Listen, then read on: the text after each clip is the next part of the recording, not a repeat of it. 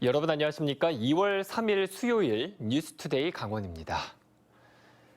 춘천 레고랜드 총괄 개발 협약 중 임대 수익 축소 조항을 도의회에 제대로 보고하지 않았다. 이 문제로 지난해부터 강원도와 도의회가 뜨거운 공방을 벌이고 있는데요. 도청 레고랜드 담당 부서가 전직 실무 공무원들을 대상으로 강원도에 감사를 요청했고 징계 요구 처분이 내려졌습니다. 허주희 기자입니다.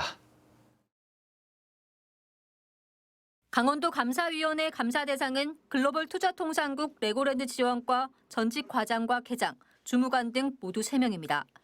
감사 결과 전직 과장은 경징계, 계장과 주무관은 훈계 요구 조치가 내려졌습니다. 이들은 당시 담당 국장이 총괄개발협약 협상을 주도하며 철저히 비밀로 진행했기 때문에 의회 동의안을 상정할 때 내용을 알지 못했다고 주장했습니다.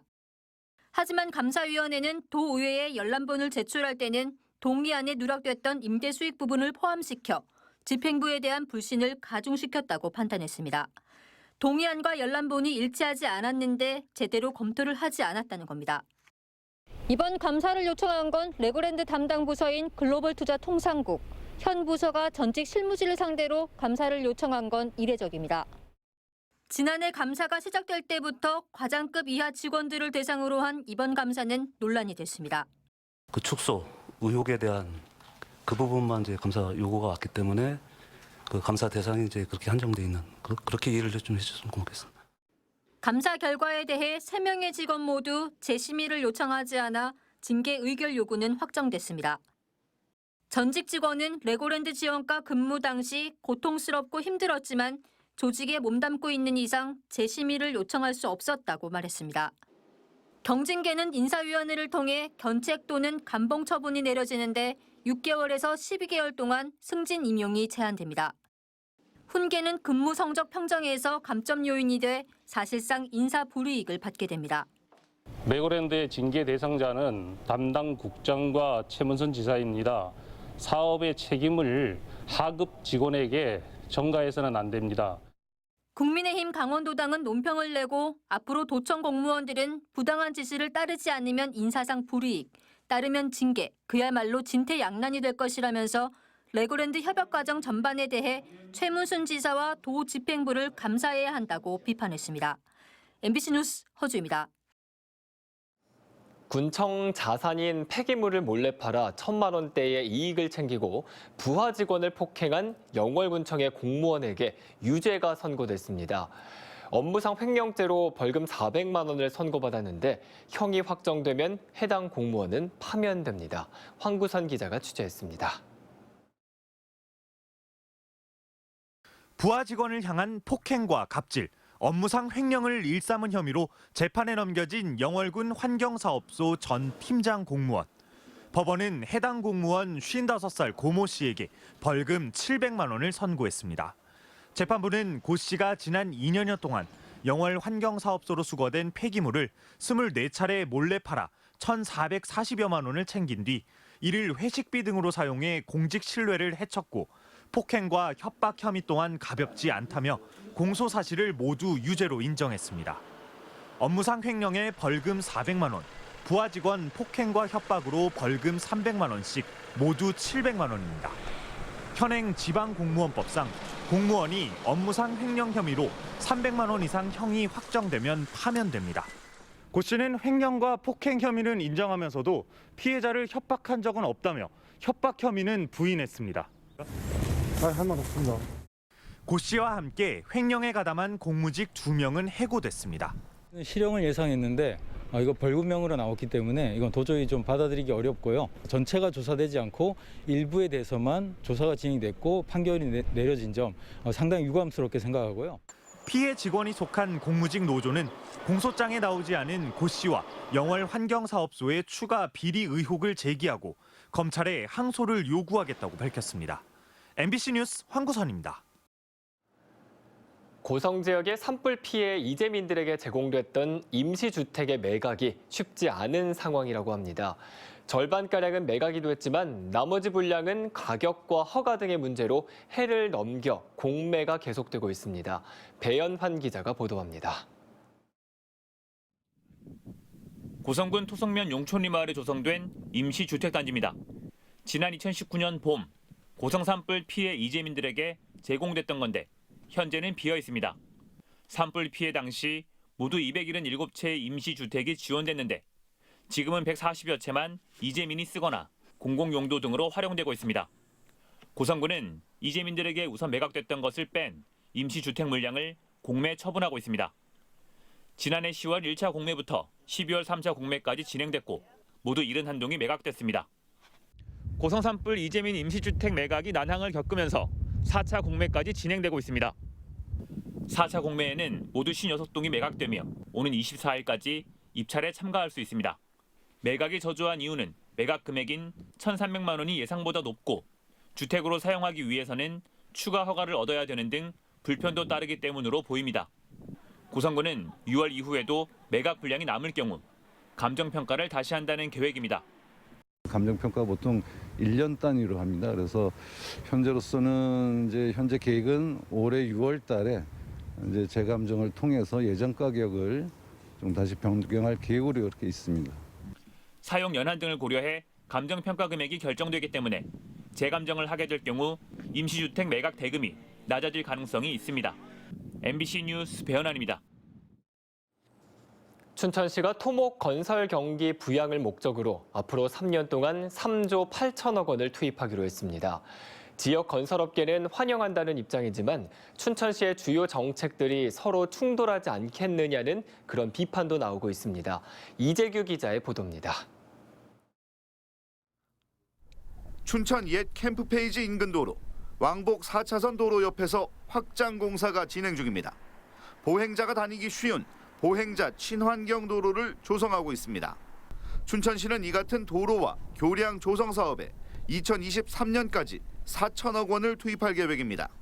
남춘천 산업단지, 퇴계 제2농공단지 등 산업단지 조성에도 4,200억 원을 투입합니다. 아파트 의야모 개발 사업 등 민자 협력 사업에는 1조 6천억 원이 투자됩니다. 앞으로 3년간 이런 토목 건설 사업에 투자되는 금액은 3조 8천억 원을 넘습니다.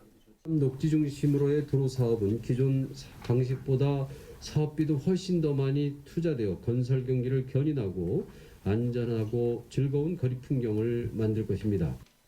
올해는 1조 5천억 원을 투입해 82건의 사업을 진행합니다. 지역 업자들은 이 같은 경기 부양책을 환영하면서도 한꺼번에 사업이 몰릴 경우 기대한 경기 부양 효과가 반감할 수도 있다고 지적합니다. 한꺼번에 공사가 발주가 되면은 이게 지역에 재화가 풀려야 되는데 타 지역으로 넘어갈 수가 있거든요. 친환경 도로 등을 만들겠다고는 하지만 결국은 가시적인 성과가 분명한 대형 토목 건설 사업에 힘을 실은 것 아니냐는 분석도 나옵니다. 얼마 전에는 슬로시티를 조성하겠다고 하더니 정서상 정반대의 정책을 또 내놓으니 당황스럽다는 비판도 있습니다.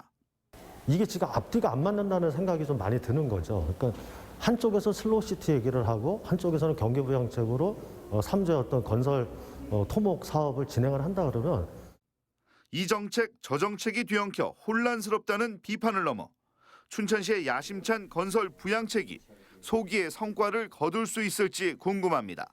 MBC 뉴스 이재규입니다. 달걀과 대파 등 신선식품의 가격이 7.9% 급등하면서 지난달 강원 지역의 소비자 물가가 0.3% 올랐습니다. 강원지방통계지청이 발표한 1월 소비자 물가지수는 107.02로 지난해 같은 기간에 비해 0.3%가 올랐습니다. 달걀이 19.5%가 넘게 올랐고 호박 44%, 대파가 23.1% 등 신선식품의 가격이 크게 상승했습니다. 반면 전기와 수도, 가스 등은 지난해에 비해 3.7%가 내렸습니다. 통계지청은 다른 물가에 비해 농축수산물 등의 체감 물가가 급등했지만 전체 소비자 물가는 0%대를 보이고 있다고 밝혔습니다. 강원도형 배달앱인 일단시켜가 올해 말까지 도내 15개 자치단체로 서비스를 확대합니다. 강원도는 배달앱 참여 희망 시군 신청을 받은 결과 원주와 강릉, 동해와 태백 등 13개 신군이 신청해 현재 시범 지역인 속초와 정선을 더하면 15개 시군으로 확대된다고 밝혔습니다. 춘천의 경우 춘천시에서 자체 추진한 배달앱이 시범 운영 중입니다. 강원도는 앞으로 배달앱에 민박 서비스를 연계하는 등 기능을 확대할 계획입니다. 건강보험공단 콜센터 노동자들의 총파업과 관련해 건보공단 노동조합이 지지 의사를 보이면서도 직고용에는 유보적인 입장을 나타냈습니다. 국민건강보험 노동조합은 처우 개선을 요구하는 이번 파업을 지지한다면서도 직접 고용에 대해서는 채용 공정성에 문제가 생길 수 있다며 선을 그었습니다. 노사전 협의체 구성과 관련해서는 직고용으로 결론을 내놓고 진행하면 실효성에 문제가 있을 것이라며 직고용을 의제화하는 데 부담을 드러냈습니다. 원주시의 지속가능한 발전을 위해 민관, 공, 산학이 협업 체계를 구축하고 지역 문제를 발굴하고 공론화하는 원주 혁신 포럼이 출범했습니다. 원주 혁신 포럼은 원주 혁신 라운드 테이블로 명칭이 확정돼 원주시와 시의회, 혁신도시 공공기관, 대학, 기업도시 입주기업, 시민단체 등이 참가해 혁신 과제를 논의하고 연구 제안하는 역할을 하게 됩니다. 이들 기관은 발족식을 갖고 지역이 주도하는 균형 뉴딜 강연, 포럼에 대한 목표와 향후 운영 계획 등에 대해 논의했다고 밝혔습니다. 강원도가 폐광 지역의 도시 재생을 위해 빈집 활용 사업을 지원합니다. 강원도는 올해 16억 원을 들여 폐광 지역 진흥지구에 있는 20년이 지난 건축물과 빈집을 활용해 창업을 하거나 공간 재생 사업을 추진하는 창업자와 주민의 신청을 받아 최대 1억 원을 지원합니다. 신청은 오늘 15일부터 19일까지 폐광 지역 4개 시군에서 접수하며 지원 대상은 3월에 발표합니다. 한국관광공사가 삼척 초곡 해안길을 관광 명소로 육성하기 위해 1억 원을 지원합니다. 삼척시는 초곡 용굴 촛대바위길을 강소형 잠재 관광지로 육성하기 위해 관광공사 강원지사가 1억 원을 지원하기로 했다고 밝혔습니다.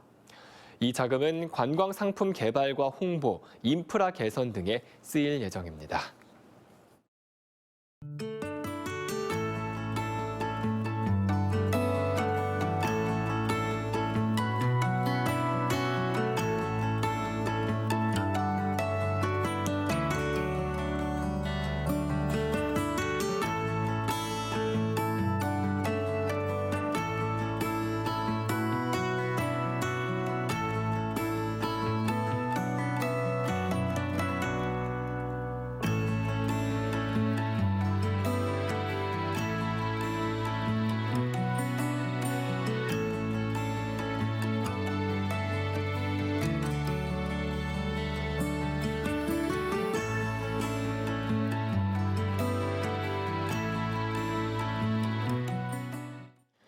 (3월) 개학과 함께 대규모 학교라도 유치원과 초등 1, 2학년, 고등학교 3학년은 매일 등교할 수 있게 됐습니다.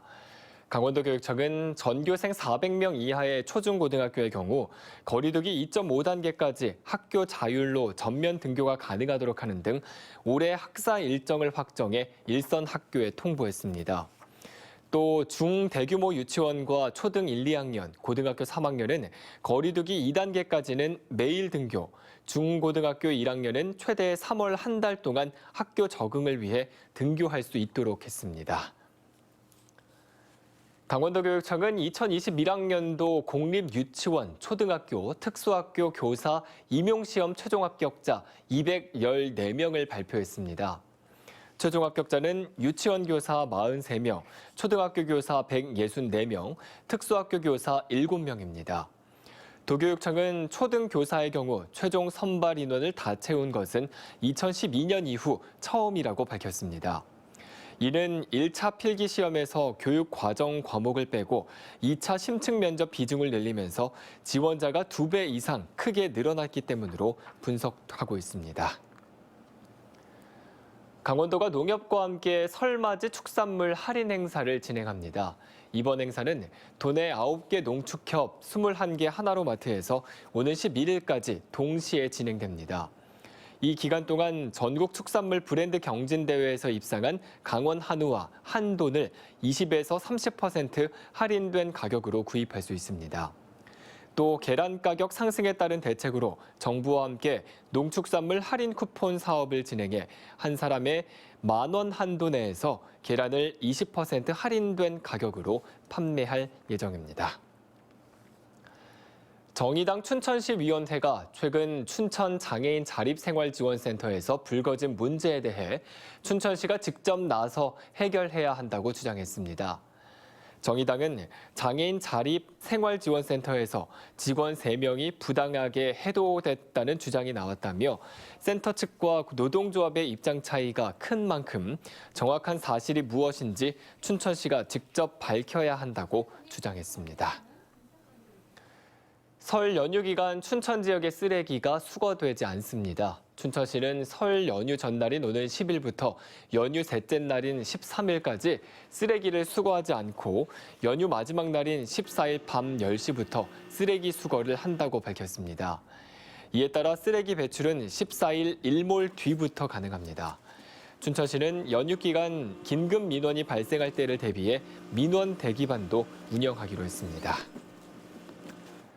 설 연휴 기간 내 취약계층 아동을 위한 급식 지원 대책이 마련됩니다. 화천군은 설 연휴가 시작되는 11일부터 마지막 날인 14일까지 지역 내 취약계층 아동 150명을 위해 지역 아동센터를 통한 급식 등을 지원합니다. 이상으로 뉴스투데이 강원을 마칩니다. 고맙습니다.